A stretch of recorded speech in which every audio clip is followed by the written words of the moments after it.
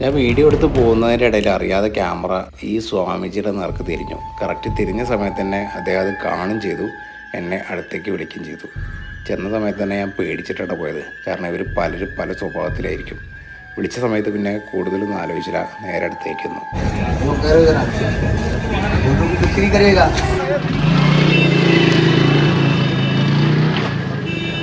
ഈ നാഗസാധുക്കൾ അവരുടെ ജീവിതത്തിലുള്ള പലതരം ജീവിത സാഹചര്യങ്ങളോട് പൊരുതി ജീവിക്കുന്ന ആളുകളാണ്. കയ്യിലൊരു ശൂലമുണ്ട്. ദേഹമാസകലം രുദ്രാക്ഷമാലകളാണ്. ധരിച്ചിരിക്കുന്നത് പുലിത്തോല് പോലെയൊരു വസ്ത്രമാണ്. രുദ്രാക്ഷമാലയുടെ കിരീടത്തിൽ ഏറ്റവും മുകളിലായി സർപ്പത്തിൻ്റെ രൂപവുമുണ്ട്.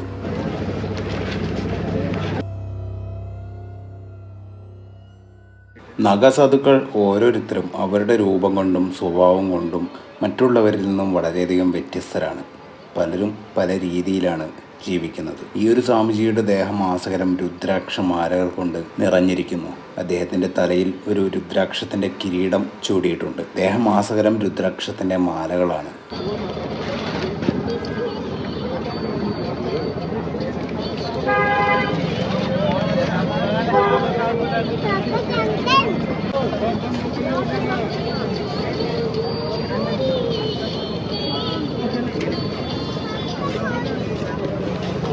നാഗസാധുക്കളുടെ അനുഗ്രഹം വാങ്ങി അവരുടെ കയ്യിൽ നിന്നും ഭസ്മം വാങ്ങി വീട്ടിൽ കൊണ്ടുപോയി വെച്ചാൽ അവരുടെ വീട്ടിൽ ഒരുപാട് ഐശ്വര്യങ്ങൾ വരുമെന്നും സമ്പൽ സമൃദ്ധി കൈവരിക്കുമെന്നാണ് അവിടുത്തെ ആളുകളുടെ വിശ്വാസം.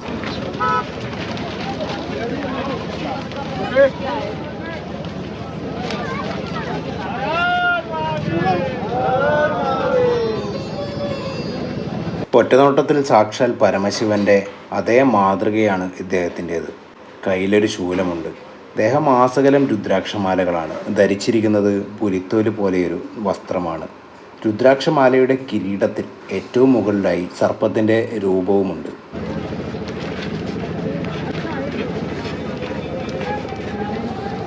ഇപ്പോൾ ഞാനുള്ളത് പ്രയാഗ്രാജിലെ കുംഭമേള നടക്കുന്ന സ്ഥലത്ത് സെക്ടർ 16-ലാണ്. ഈ ഒരു ഭാഗത്താണ് ഏറ്റവും കൂടുതൽ നാഗസാധുക്കളുള്ളത്. ഈ നാഗസാധുക്കൾ പല സംസ്ഥാനങ്ങളിൽ നിന്നും വന്ന സന്യാസിമാരാണ്. ഭക്തരെല്ലാവരും ഇവരുടെ ടെൻറ്റിലേക്കാണ് കയറിയിരിക്കുന്നത്. നമ്മൾ ചെല്ലുന്ന സമയത്ത് അവരെല്ലാവരും വളരെയധികം സ്നേഹത്തോടു കൂടിയാണ് നമ്മളെ സ്വാഗതം ചെയ്യുന്നത്.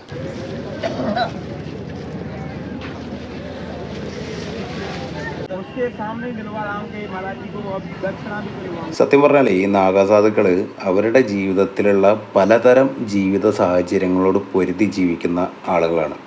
കാലാവസ്ഥ, അവരുടെ ജീവിത ചുറ്റുപാടുകൾ, സാഹചര്യങ്ങൾ, ഭക്ഷണം, ജീവിത രീതി എല്ലാറ്റിനോടും പൊരുതി ജീവിക്കുന്ന ആളുകളായതുകൊണ്ട് തന്നെ അവർക്ക് വലിയ അറിവുകളാണുള്ളത്. അതുകൊണ്ട് തന്നെയാണ് ഈ നോർത്ത് ഇന്ത്യൻസിനൊക്കെ അവരോട് വലിയ ബഹുമാനം തോന്നുന്നത്.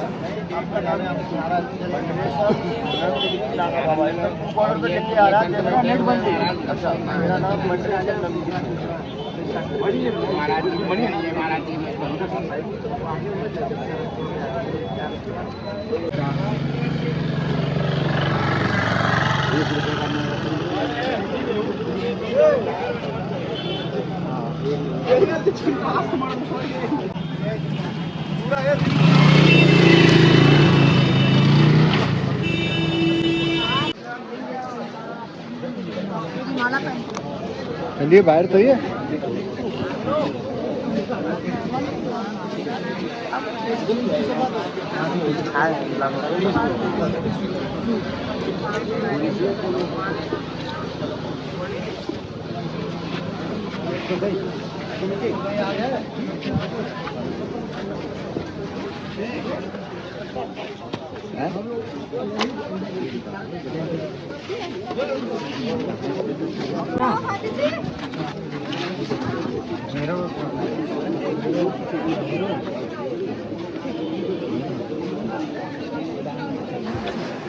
സമയം ഒരു 11 മണി ആയിട്ടുള്ളൂ കേട്ടോ.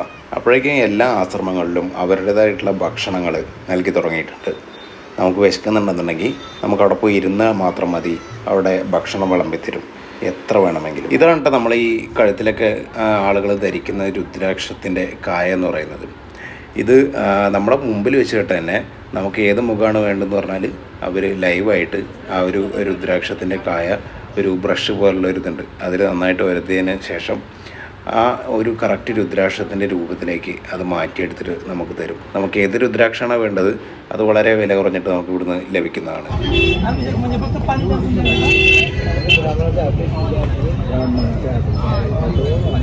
नहीं मतलब उसकी आंकड़े के ना उसके वो तो नौ मुखी लिखाई है उसके अब लगाना अब उसके दाने के ना दाना नहीं कितना का ये ഗൈസ് ഇവിടെ ഒരുപാട് അഖാഡകളാണ്. അഖാഡകൾ പറഞ്ഞിട്ടുണ്ടെങ്കിൽ ഓരോ തരം സ്വാമിജിമാരുടെ സന്യാസിമാരുടെ ഒക്കെ വകയായിട്ട് ഇവർ ഓരോ ടെൻറ്റ് പോലെ വലിയ ടെൻറ്റുകളാക്കിയിട്ട് കെട്ടിയിട്ടുണ്ട്. അപ്പോൾ നമുക്ക് ആർക്ക് വേണമെന്നുണ്ടെങ്കിൽ അവിടെ പോയിട്ട് കിടന്നുറങ്ങാൻ പറ്റും. ഇപ്പം എൻ്റെ ബാക്കിൽ കാണുന്നതൊക്കെ വലിയൊരു അഖാഡയാണ്. ഇങ്ങനെയുള്ള സ്ഥലങ്ങളിൽ നമുക്ക് പോയിട്ട് കിടന്നുറങ്ങാൻ പറ്റും രാത്രി. പിന്നെ അതുപോലെ തന്നെ ഭക്ഷണം, ഫുള്ള് ഭക്ഷണം ഫ്രീ ആണ്. ആർക്ക് വേണമെന്നുണ്ടെങ്കിൽ അവിടെ പോയിട്ട് ഭക്ഷണം കഴിക്കാം. പക്ഷെ അവിടെ ഒരു പ്രശ്നം എന്താ വെച്ചാൽ മൊബൈലിൽ ചാർജ് ചെയ്യാനാണ് ഇവിടെ പറ്റാത്തത്. മൊബൈലിൽ ചാർജ് ചെയ്യാൻ പറ്റിയൊരു ഓപ്ഷൻ ഇവിടെ ഇല്ല എന്നുള്ളതാണ് പ്രശ്നം. ഈ കാണുന്ന പ്ലേറ്റുകളൊക്കെ കണ്ട് നിങ്ങൾ ഇത്ര ആളുകൾ ഇവിടെ ഭക്ഷണം കഴിച്ചുകൊണ്ടിരിക്കുന്നുണ്ട്.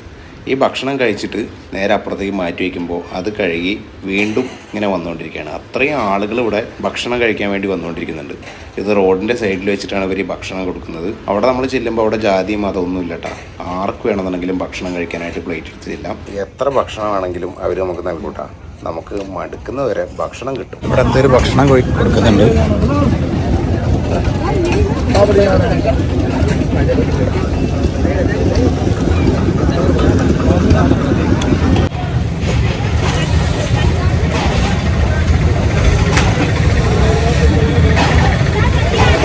ഞാൻ കണ്ടപ്പോഴേ മധുരമാണെന്നാണ് വിചാരിച്ചത്. പക്ഷേ ചെറുപയറും ഗോതമ്പും കൂടി പിന്നെ ഉലുവുണ്ട് തോന്നുന്നുണ്ട്, മുതിരുണ്ട് തോന്നുന്നുണ്ട്. മധുരമൊന്നുമില്ല, ഉപ്പിട്ടിട്ട് വേവിച്ചാണ് സാധനം. ഞാൻ മധുരം വിചാരിച്ചിട്ടാണ് ഞാൻ എടുത്തത്.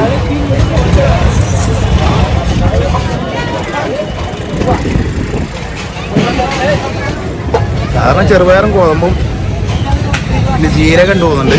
ഇങ്ങനെയുള്ള സാധനങ്ങളൊക്കെ ഇങ്ങോട്ട് ഉപ്പിട്ടിട്ട് വേവിച്ചാണ്.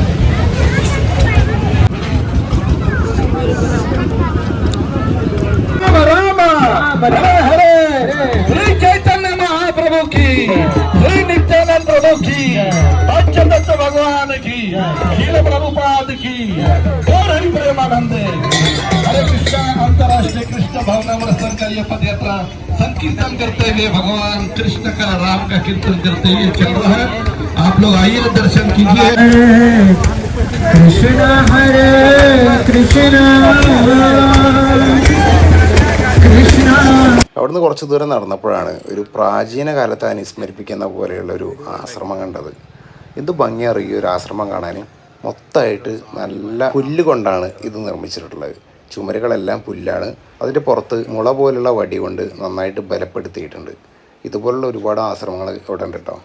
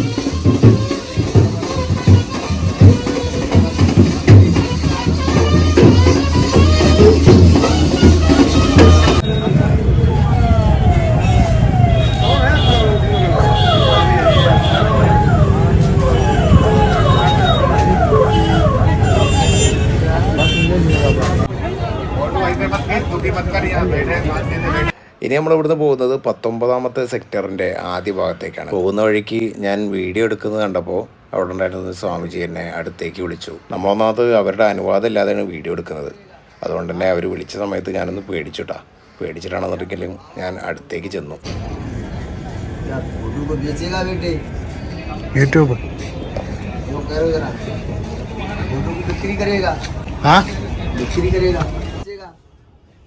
ഭാഷ नहीं आती है बाबा होगे बेटू का बेनिफिट करेगा ये हिंदी है हिंदी थोड़ा थोड़ा मालूम है यो बोल रहे तो से कि जो बाबा का फोटो है फोटो जानते हो फोटो हाँ फोटो है तो इसकी क्या बेनिफिट करेगा बेनिफिट नहीं जस्ट फ्रेंड्स होम फैमिली देखने के लिए फैमिली का यूट्यूब नहीं पर साल ले जा बिक्री करे हाँ यो यूट्यूब पे बेच के किसी को बेच दे घर में दिखाने फैमिली के लिए ले जा रहे अब तो मेरे को मालूम है तू प्रसाद के लिए टेरा मैंने സത്യകഥ എന്താണെന്ന് വെച്ചാൽ ഇവർ പ്രധാനമായിട്ടും നമ്മളെ വിളിക്കുന്നത് ഇവർക്ക് ദക്ഷിണയ്ക്ക് വേണ്ടിയിട്ടാണ്. അതിൽ ഏറ്റവും പ്രധാനപ്പെട്ട കാര്യം നമ്മളിപ്പോൾ വീഡിയോ എടുക്കുന്നത് യൂട്യൂബിന് വേണ്ടിയിട്ടോ അല്ലാണെങ്കിൽ നമ്മളെന്തെങ്കിലും ഒരു ചാനലിന് വേണ്ടിയിട്ടോ അങ്ങനെ എന്തെങ്കിലുമൊക്കെ ആണെന്ന് നമ്മൾ അവരുടെ അടുത്ത് പറയണമെന്നുണ്ടെങ്കിൽ തന്നെ അവർ നല്ലൊരു ദക്ഷിണ തന്നെ അവർ ചോദിക്കൂട്ടാ. അപ്പോൾ പിന്നെ ചോദിക്കുന്ന സമയത്ത് നമ്മളില്ല എന്ന് പറയുന്നതിനേക്കാൾ ഏറ്റവും നല്ലത് നമുക്ക് കുറച്ചൊക്കെ ഒന്ന് അറിയാത്ത പോലെ നിൽക്കുന്നതാണ് ഏറ്റവും നല്ലതെന്ന് എനിക്ക് തോന്നി. കാരണം ഒരാൾക്ക് മാത്രം കൊടുത്താൽ പോരാ, നമ്മൾ കൊടുക്കുകയാണെങ്കിൽ 1-2 ആളുകൾക്ക് മാത്രം കൊടുത്താൽ പോരാ. അവിടെ ഒരുപാട് പേര് ഇതുപോലെയുള്ള സ്വാമിജിമാരുണ്ട്. അപ്പോൾ എല്ലാവർക്കും നമ്മൾ കൊടുക്കുകയാണെന്നുണ്ടെങ്കിൽ അത് വളരെയധികം ബുദ്ധിമുട്ടാണ്. അതുകൊണ്ട് ഞാൻ കൂടുതലായിട്ട് ഒരു ന്യൂട്രലായിട്ടാണ് ഞാൻ നിന്നിരുന്നത്. കൂടുതലായിട്ട് ആരെങ്കിലും ഇങ്ങോട്ട് ചോദിക്കുകയാണെന്നുണ്ടെങ്കിൽ നമുക്ക് മനസ്സിലായാലും മനസ്സിലാവാത്ത പോലെ ജസ്റ്റ് നിന്നിട്ട് ഞാൻ നൈസായിട്ട് നേരെ അപ്പുറത്തേക്ക് പോവാണ് ചെയ്തിരുന്നത്. ഇവിടെ ആ ഒരു ഐഡിയ ചെയ്തുകൊണ്ട് തന്നെ ഈ ഒരു സ്വാമി നമുക്ക് ഇപ്പോൾ കുറച്ച് പ്രസാദമൊക്കെ തന്നിട്ട് നമ്മളോട് പോയിക്കൊള്ളാൻ പറഞ്ഞു.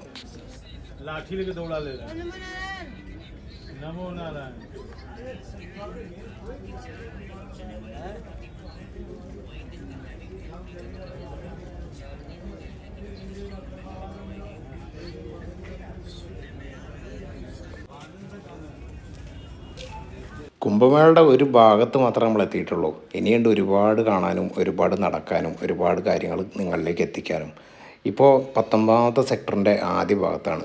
ഇനി ഇവിടുന്ന് അങ്ങോട്ട് അഘോരിമാരാണ്. എല്ലാം കൂടി ഒറ്റ വീഡിയോയിൽ നമുക്ക് ഒതുക്കി കാണിച്ചു തരാനായിട്ട് സാധിക്കില്ല. ഇനി അങ്ങോട്ടാണ് നല്ല നല്ല കാഴ്ചകളുള്ളത്. അത് അടുത്ത വീഡിയോയിലാണ് നമ്മൾ ഉൾപ്പെടുത്തുന്നത്. ഒരുപാട് കാഴ്ചകളും നല്ല നല്ല കാര്യങ്ങളൊക്കെ ആയിട്ട് നമ്മൾ വീണ്ടും വരും. കുംഭമേള സ്പെഷ്യൽ കാഴ്ചകൾ. ചാനൽ സബ്സ്ക്രൈബ് ചെയ്യാത്തവരുണ്ടെന്നുണ്ടെങ്കിൽ സബ്സ്ക്രൈബ് ചെയ്ത് വെച്ചേക്കണേ. അടുത്ത വീഡിയോ ആയിട്ട് ഉടനെ തന്നെ വരാം.